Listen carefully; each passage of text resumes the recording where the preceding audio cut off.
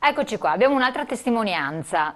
A te la parola. Buonasera. Allora, Marco, Luigi Peron, sempre a Gia Padova, Insaccati Borgoricco. Esatto. Azienda come si chiama? Un po' di storia. Allora, l'azienda si chiama Società Agricola San Clemente e si trova appunto a Borgoricco. È una società perché ho fatto società con mio papà.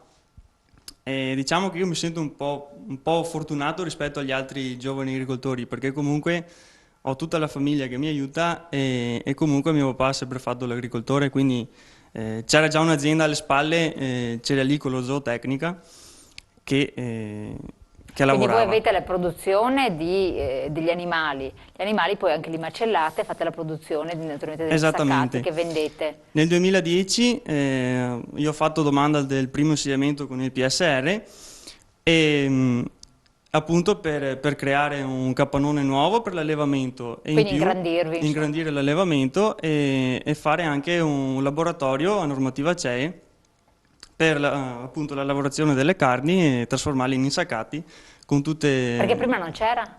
No, prima mio papà allevava e vendeva all'ingrosso. Poi però appunto con gli andamenti che ci sono stati nel corso degli anni, vendere all'ingrosso voleva dire rimettercene e quindi appunto, è stata fatta una scelta, quella di trasformarsi direttamente il prodotto in azienda e andarlo a vendere nei mercati che appunto la nostra associazione ci ha dato modo di accedere ai mercati. E siamo passati da vendita all'ingrosso a vendita diretta con spaccio a casa e nei mercati. Come sta andando? Ma diciamo che noi non ci lamentiamo perché il prodotto va sempre venduto tutto e domanda ce n'è molta, però ci sono tutte le difficoltà che ci sono state dette anche prima. Si parte dalla burocrazia, dal taglio del gasolio, cioè sono tutte cose che alla fine vanno ad incidere sul nostro reddito e andare a chiedere anche alle banche andare a chiedere i soldi alle banche quando non si è sicuri di avere il reddito per poterlo pagare non si può, quindi bisognerebbe che diciamo dall'alto, da chi ci governa, pensassero anche a queste cose e mettessero mano a quelle che sono le leggi, perché ultimamente in agricoltura diciamo non va proprio bene. Ecco, una prima cosa che tu senti come imprenditore, giovane imprenditore agricolo, di chiedere all'associazione, che quindi l'associazione, come vedremo, dalle istanze dal basso, poi risale fino ai vertici, come ci spiegherà anche il Presidente, per arrivare poi a chiedere qualcosa in Regione oppure al Ministero. Beh, la prima cosa che io mi sento di chiedere è quello di sburocratizzare tutte quelle che sono le carte che si devono fare in azienda, perché quello ci porta via oltre che un sacco di tempo anche soldi e questo non va bene. Poi appunto il taglio del gasolio, perché pensa che un'azienda zootecnica il gasolio è la cosa primaria, perché dalla produzione nei campi... Cos'è le accise, no, di cui si parlava prima? Sì. Ecco, bravissimo. Presidente, lei ci spiegava prima fuori onda la particolarità anche della CIA parte dal basso, dalle istanze delle rappresentanze, degli operatori, degli imprenditori che ci sono in vari settori, poi ne abbiamo visti proprio i più disparati, siete stati anche bravissimi a rappresentare i vari ambiti che ci sono nel settore agricolo, per poi arrivare fino a salire ai vertici dell'associazione di categoria a livello nazionale, che possono interagire poi naturalmente con le parti ministeriali, competenti e quant'altro. È uscita con il governo vero e proprio. Con il governo, esatto, è uscito questo provvedimento nella legge di stabilità di cui ma io non avevo avuto per esempio notizia del 20, 20 e passa per cento delle accise. Delle accise. È un provvedimento che a tutti quanti voi ha tagliato le gambe, cioè vi ha ammazzato, però non se ne è parlato minimamente. I media nazionali forse avranno parlato pochissimo comunque, però è una cosa molto importante. La burocrazia se ne parla tanto per gli imprenditori, cioè gli imprenditori continuano a battere questo elemento della burocrazia, poco si fa, sì, semplificazione, però insomma molto a rilento, poi si sa che altrimenti se si taglia troppo la burocrazia, c'è tutto chi ci vive sulla burocrazia che cosa va a fare? Ma voi avete che cosa va a fare? No, questo è un problema oppure oggettivo. Uno sgarro di niente, pene feroci, meglio autocontrollo, perché alla fine qui nel Veneto tutte le persone sono super, cioè, responsabili di quello che fanno e quindi allora, credo... Esatto, la voce grossa la dovete fare o no? La volete fare? Scenderemo in piazza il 26 febbraio a Venezia a protestare per per quello che al mondo agricolo necessita e probabilmente che gli spetta di diritto per la contribuzione a un momento di crisi economica che si sta vivendo oggi in Italia. Scenderemo in campo per batterci per l'IMU, che è una tassazione che noi come mondo agricolo non riteniamo opportuna e in questo momento particolarmente gravosa. Per la battaglia per il gasolio agricolo, come accennava prima lei, perché è quel strumento necessario, indispensabile e che fa parte di quella parte di spese che alla fine vanno a rendicontare il reddito di un'azienda. A batterci per il PSR, per le necessità di queste nuove generazioni che si devono mettere in gioco e mettere in campo con idee innovative e quindi essere più tempestivi nei tempi e dare risposte immediate. Perché altrimenti si trovano la sorpresa che si sono trovati molti di loro. I nostri ragazzi, è vero, per la sburocratizzazione, per la Banca della Terra, perché credo che i giovani... Cos'è la Banca della Terra? È quel progetto che noi come CIA Padova abbiamo messo in atto anche nell'arco del 2014. Abbiamo avuto quell'opportunità delle terre di ex attiva Cose con la Bassa Padovana che siamo riusciti a spacchettare e dare agli agricoltori, ai giovani, in primis ai giovani agricoltori e quindi abbiamo dato, poi c'è su una delle ultime leggi, sappiamo che anche qui a Padova ci sono circa 30 siti demaniali che si potrebbero riconoscere come terreni agricoli e dargli ai nostri giovani. Il problema dove sta? Perché non si sbloccano? No, stiamo cercando di trovare la quadra, ci siamo già relazionati anche con il sindaco Bitonci, stiamo trovando le trafile necessarie e utili per concretizzare il progetto e magari perdendo anche poco tempo. Poi abbiamo anche altre opportunità intorno alla zona industriale, che ci sono terreni magari non riconosciuti proprio come agricoli, ma però si aggirano intorno alle superfici dai 10 ai 14 ettari, che speriamo anche questo progetto di portare in tempi brevi a disposizione dei giovani. E il credito, che sicuramente deve avere un senso, ma un senso logico, anche parallelamente, come diceva Luigi, parallelo a un reddito, perché il credito ci si può credere, lo si può utilizzare, purché alla fonte ci sia un reddito di sostenibilità, quindi un'assicurazione del reddito, cercare di diminuire quelle che sono le spese aziendali, soprattutto per i nostri giovani, che tanta voglia hanno di mettersi in gioco e di rischiare del suo se sono portati per mano. Per fare delle scelte oculate e giuste, sperando che poi però non vengano cambiati i progetti e i programmi in corso d'opera, perché altrimenti il business plan non ha proprio un senso logico di averlo messo in piedi. Trivellato, cosa dice al riguardo? Sì, no, io ritengo che sia necessario da parte del mondo agricolo, da parte di noi imprenditori agricoli, contadini, insomma coloro che vogliono e sperano con passione di riuscire a continuare a lavorare nel mondo agricolo, riuscendo a garantire quei prodotti di qualità anche perché non potete delocalizzare. No, non si può delocalizzare, no, è un tipo di impresa che non si può delocalizzare.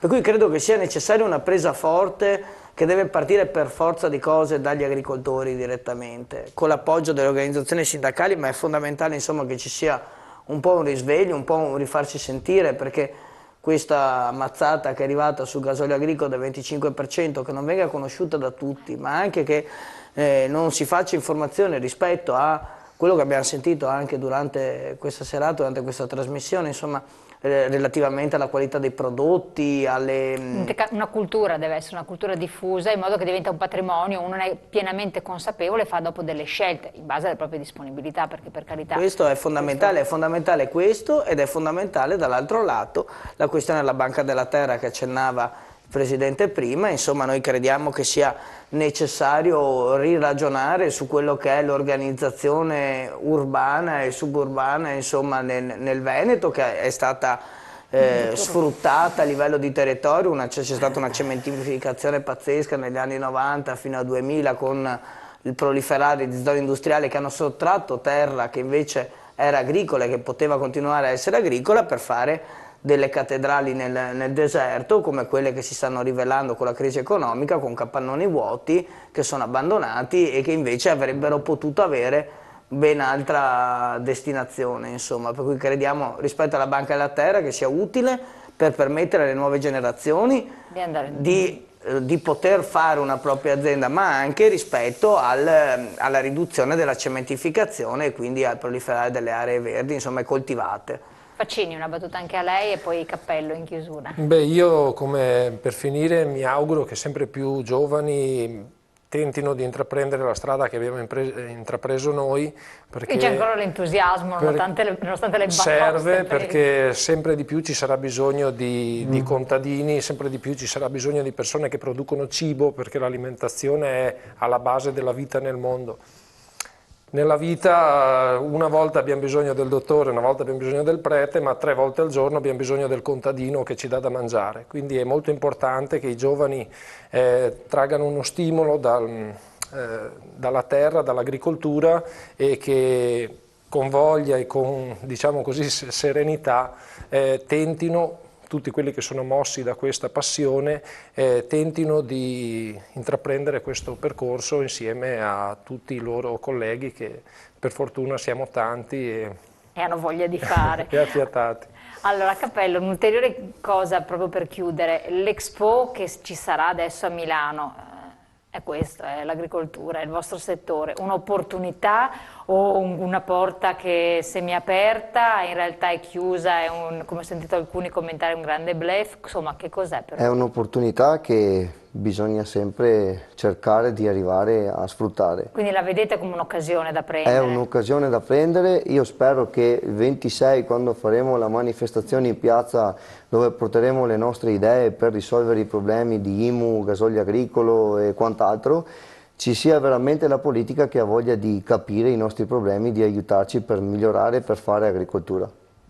Ah, ecco, benissimo, io vi ringrazio. Detto questo, avete qualcosa da aggiungere voi del... Sì, Expo, una vetrina essenziale, indispensabile per la crescita del territorio, però chiudiamo gli occhi e facciamo finta di niente che magari abbiamo tolto 100 ettari di terreno agricolo in una zona che magari resterà anche quella una cattedrale nel deserto per i prossimi 50 anni, ai figli dei nostri figli. Speriamo tanto di no. Però no, Expo in se stesso probabilmente, anzi sicuramente sarà un trampolino di lancio per la nostra economia, però se penso dove l'hanno costruita e con quali strumenti e cosa hanno tolto al mondo agricolo, lì mi inginocchio e dico va bene, la politica può fare le sue scelte. Allora, ai noi, vabbè, comunque noi vi ringraziamo di essere stati qui con noi, abbiamo raccontato delle storie che sono tutte molto interessanti, tra l'altro sono emersi alcuni spunti su cui magari faremo delle riflessioni successivamente, progetti vincenti, e quindi anche in agricoltura è molto importante portare dei progetti vincenti, e non mi ricordo chi di voi l'ha detto, è veramente strategico.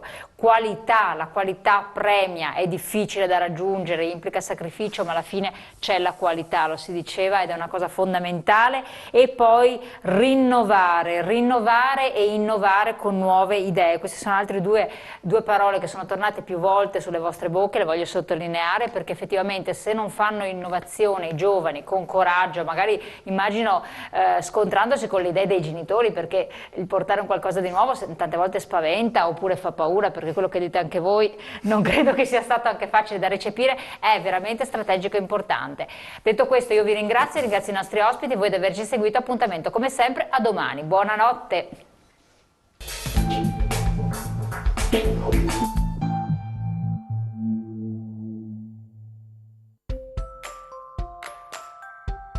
Il tuo prodotto è From Italy. Vendilo qui su www.bravoitalia.it. Bravo Italia è una nuova e dinamica piattaforma marketplace che vuole offrirti la possibilità di pubblicizzare e vendere i tuoi prodotti From Italy all'estero. Noi ci occupiamo del posizionamento su Google per promuovere lo stile italiano all'estero e della visibilità del tuo brand sui social network. Tu crei la tua vetrina gratuitamente, sponsorizzi il tuo brand e incrementi il parco clienti. Puoi gestire le spedizioni ovunque tu sia. Spedisci i tuoi prodotti in tutto il mondo. La chiave del tuo magazzino è sempre a portata di mano. Riassortisci i tuoi prodotti e la tua vetrina è sempre viva. Abbiamo a cuore il tuo successo, perché sarà anche il nostro. Registrati con un click. Inserisci con facilità i tuoi prodotti. Gestisci in autonomia la tua vetrina e gli ordini. Sponsorizza il tuo brand gratuitamente. Registrati e inizia a vendere.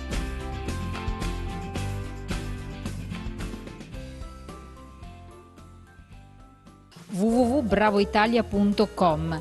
Come creare la propria pagina? Quali consigli si possono dare? Ma intanto bisogna appunto collegarsi sul sito, sull'home page, c'è la possibilità di potersi inserire, verrà data subito l'opportunità di inserire in vetrina i prodotti e noi faremo ovviamente un monitoraggio per vedere la qualità delle fotografie, però diciamo che ormai l'utente che utilizza e-commerce, che utilizza i siti o strumenti come il nostro o simili al nostro, comunque ormai sono così evoluti che grandi difficoltà non ce ne sono. Comunque l'Euro Internet Servizi, lo staff è in grado di dare anche un supporto per quanto riguarda per esempio il posizionamento in vetrina dei propri prodotti, ma anche sulle traduzioni. Per esempio se uno vuole esportare in Cina, noi possiamo, magari ha bisogno di una traduzione in cinese per spiegare il prodotto o l'azienda che produce e che vuol vendere, noi siamo in grado di fare delle traduzioni. Quindi, però sono tutte cose che diamo in più se il cliente non si attrezza. Peraltro abbiamo visto che tutti quanti sono capaci e sono in grado di potersi adoperare. Ma il costo è zero, nel senso che il cliente non ha nessun costo per posizionare in vetrina i propri prodotti. Il costo che probabilmente in termini di tempo dovrà avere qualcuno che si dedica a posizionare sul portale questi prodotti. E ovviamente qualcuno dirà, beh, allora il vostro guadagno dov'è? Il nostro guadagno è e sarà nel momento in cui il cliente vende, nel senso in cui nel momento in cui l'azienda vende il proprio prodotto, una percentuale che si stabilisce all'inizio dell'attività da contratto verrà destinata all'Euro Internet, il resto resta tutto in azienda. La spedizione è a carico delle imprese e per il pagamento l'acquirente acquista in un unico pagamento con PayPal. Una parte del guadagno la gran parte va all'azienda che espone i prodotti e una minima parte che è la nostra provvigione, il nostro guadagno. Ecco, noi abbiamo, tra virgolette, anche la presunzione di dire, ok, noi siamo in grado non solo di trovarti personale anche all'estero, perché poi la nostra attività dell'Agenzia per il Lavoro è il lavoratore, l'incontro tra domanda e offerta di lavoro. Questo noi comunque lo garantiamo. Noi abbiamo imprese che delocalizzano o che vogliono vendere all'estero e cercano del personale, noi quello diciamo è il nostro core business principale. A questo abbiamo agganciato tutta una serie di iniziative tendenti proprio a supportare l'impresa per l'internazionalizzazione. Riteniamo che sia ormai la strada che tutte le aziende, anche quelle piccole, debbano perseguire.